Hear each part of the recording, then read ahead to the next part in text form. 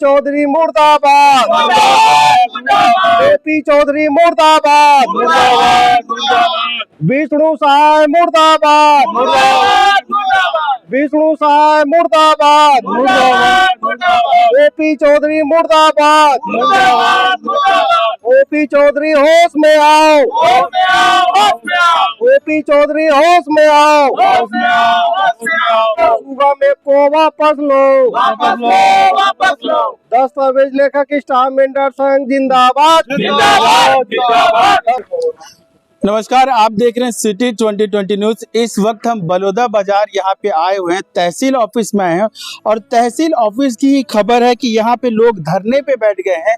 धरने पे क्यों बैठे, धरने का कारण क्या है, इस विषय को हम जानेंगे और पूछेंगे कि सर आप लोग धरने पे भी बैठ रहे हैं, अनिश्चितकालीन बैठ रहे हैं, क्या विषय है? हम लोग का प्रमुख मांगे है, प्रदेश व्यापी हड़ताल में है और समस्त स्टाफ मेंबर, दस्तावेज लेखक, जितने भी लाइसेंसधारी है प्रदेश में, प्रदेश का के नेतृत्व में एक अनिश्चितकालीन हड़ताल किया जा रहा है। क्यों किया जा रहा है अनिश्चितकालीन? आप लोग, हमारी प्रमुख मांगे हैं उसमें अभी पेपर के माध्यम से और अन्य बोला जाए ये मीडिया के माध्यम से जानकारी हुआ है कि सुगम ऐप को लागू कर दिया गया है, जिससे स्टाफ मेंबर व दस्तावेज लेखकों का जो वर्षों पुरानी अंग्रेज जमाना से के पहले से जितने भी पीढ़ी हमारे करते आ रहे हैं उनको बेरोजगारी नज़र आ रहा है। सुगम ऐप के द्वारा दस्तावेज लेखक स्टाफ मेंबरों को किसी प्रकार की आईडी प्रोवाइड नहीं किया जा रहा है और दस्तावेज लेखक स्टाफ मेंबर को बेरोजगारी दिख रहा है। उसके संबंध में माननीय मुख्यमंत्री और प्रभारी मंत्री को आश्वस्त कर रहे हैं और हमारी प्रमुख मांगे आठ ठो रखे हैं। इसमें हमारी प्रमुख मांगे हैं दस्तावेज लेखक का लाइसेंसी दस्तावेज लेखक स्टाफ मेंबर को सर्विस प्रोवाइडर के रूप में जो है एक आईडी हमको मिलना चाहिए, जिसके तहत जो पहले दस्तावेज लेखक व स्टाफ मेंबर के द्वारा जो कार्य किया जा रहा था, जिसको सुगम पूर्वक आज तक किसी प्रकार का कोई परेशानी नहीं हुआ है, वैसे ही आईडी हमको मिलना चाहिए। अच्छा, और मेरा एक सवाल ये भी है कि छत्तीसगढ़ में बीजेपी सरकार जो बनी हुई है कि हम ही बनाएंगे, हम ही संवारेंगे, ये नारा भी दिया गया है, तो आप लोगों को कैसे देखा जा रहा है कि मतलब परिवार, मतलब अगर ये सुगम जो आया तो परिवारों को मतलब नुकसान पहुंचेगा? अब तो साफ साफ स्पष्ट दिख रहा है, स्टाफ मेंबर दस्तावेज लेखक समस्त जो प्रदेश भर में है, संघ परिवार है, इनके सामने जो है सुगम ऐप होने से उनके द्वारा बोला जा रहा है कि पेपरलेस, फेसलेस, कैशलेस। पेपरलेस का मतलब होता है कि किसी प्रकार का पेपर का जरूरत नहीं पड़ेगा। फेसलेस का मतलब होता है कि किसी भी पक्षकार को, चाहे वो गवाही हो, चाहे क्रेता विक्रेता हो, किसी को भी उप पंजीयक कार्यालय में, एसआर कार्यालय में उपस्थित होने की जरूरत नहीं है। तो सीधा सीधा हम लोगों के ऊपर, दस्तावेज लेखक स्टाफ मेंबर के ऊपर प्रहार किया जा रहा है।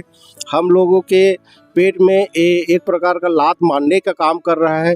बीजेपी सरकार का जो बोलना है कि हम जो है सबको रोजगार मुहैया कराएंगे करके, लेकिन हमारे संघ परिवार में कम से कम 10 से 12 हज़ार स्टाफ मेंबर दस्तावेज लेखक परिवार है। हमारे सामने रोजी रोटी का समस्या पैदा होगी, हम लोगों के द्वारा बेरोजगार हो जाएंगे। इसी के लेके हम लोगों का चिंता बना हुआ है और उसी चिंता को सरकार को बताने के लिए हम लोग हड़ताल पे गए कि मतलब सुगम ऐप आने से आपके जो परिवार जो काफी वर्षों से आप लोग चला रहे हैं उस पे असर पड़ेगा? देखो क्या है, सुगम ऐप आने से ये तो रजिस्ट्री जो है घर बैठे करेंगे, वो उसमें कई प्रकार का फर्जी होगा। जमीन का 1 एकड़ की जगह 2 एकड़ हो जाएगा।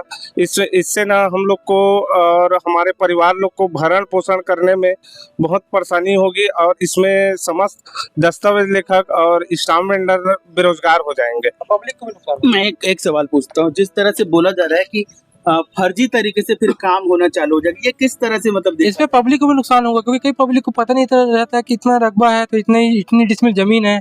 उनको नॉलेज नहीं रहती इस चीज़ की। अच्छा। और उनको साक्षरता नहीं, उनको हम बताते हैं कि आपकी इतनी डिसमिल की जमीन रजिस्ट्री हो रही है, साथ में पंजीयक रजिस्ट्रार सब बताते हैं कि आपकी इतनी रजिस्ट्री हो रही है जमीन की, तब उनको पता चलता है कि हाँ मैं इतना यहाँ पे खरीद रहा हूँ। उनके लोकेशन नहीं पता रहता।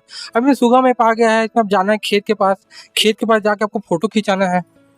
एक बार पूछता हूँ, सुगम ऐप आने से जिस तरह से बताया जा रहा है कि जैसे खेत के पास पहुंचेंगे तो वहाँ लोकेशन देखना रहेगा, तो कई लोग तो ऐसे ग्रामीण जो होते हैं जिनको मोबाइल चलाना नहीं आता, कई लोगों के पास कीपैड पड़ा हुआ है, तो वो लोग के ऊपर भी मतलब किस तरह का मतलब परेशानियां आई? बिल्कुल परेशानी की बात है। सुगम ऐप के द्वारा जो है, मान लो यदि कि किसी पक्षकार का 10 ठो खसरा नंबर है, 10 ठो खसरा नंबर है तो 10 जगह जमीन रहेगा, तो कितने जगह कौन जाके कैसे किस एंगल से फोटो खींचेगा, एक है।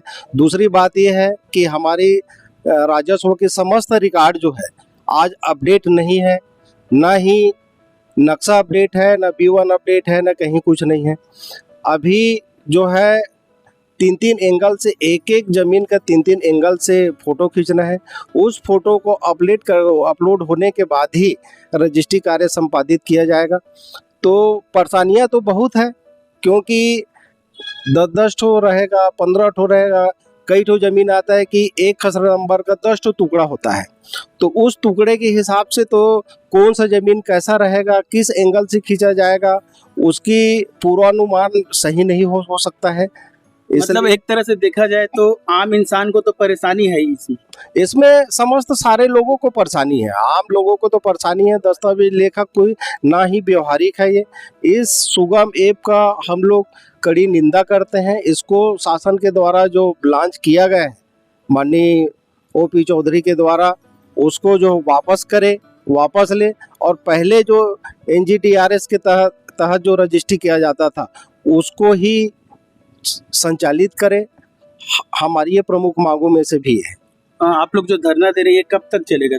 हमारी ये धरना जब तक हमारी मांगों को पूरा नहीं होगा, हमको जो है शासन के द्वारा, देखिए एक बात और जानकारी देना चाहता हूँ मैं, शासन के द्वारा हमेशा नया नियम हम लोग के लिए लाया जाता है। उस नियम को हमेशा दस्तावेज लेखक स्टाम्प वेंडर के द्वारा जो है सहज स्वीकार करते हुए, जैसे शासन का नियम निर्देश होता है उसी के तहत हम लोग जो है काम करते हैं। हमेशा हम लोग कभी भी किसी भी नियम आया शासन से, गाइडलाइन जो आता है उस गाइडलाइन के हिसाब से हम लोग हमेशा काम दस्तावेज लेखक का निष्पादन करते हैं। लेकिन अभी और ये एक बात और बताना चाहता हूँ, आज ये अनिश्चितकालीन हड़ताल में जो बैठे हैं, ये स्वतंत्र भारत के बाद आज पहली बार है कि दस्तावेज लेखक और स्टाम्प वेंडर को आज जो है अनिश्चितकालीन हड़ताल में बैठना पड़ा है। इसके पहले, आज के पहले तक, चाहे हमारी लिखाई दर के बारे में बात करें, हमको बहुत ही कम रेट में जो 1962 से जो निर्धारित किया गया है उस रेट पे हम लोग आज पर्यंत तक, आज 2024 लग गया, उसके बाद भी हम लोग उस पर्यंत तक का हम लोग काम करते रहे हैं। कभी शासन के विरोध में हम लोग खड़े नहीं हुए हैं। आज हमारे रोजी रोटी का सवाल पैदा हो गया, हमारे सामने परिवार का भरण पोषण का सामना करना पड़ रहा है। आने वाला समय में हम लोग खुद बेरोजगार हो जाएंगे। सारे लोग हैं, अलग अलग उम्र दराज के लोग भी हैं जो शुरू से कई पीढ़ी दर पीढ़ी इस काम को करते आ रहे हैं और पूरी जिम्मेदारी, पूरा निष्ठा से काम कर रहे हैं, और सुगमता से जितना आज तक हुआ है पूरा सुगम पूर्वक काम हुआ है।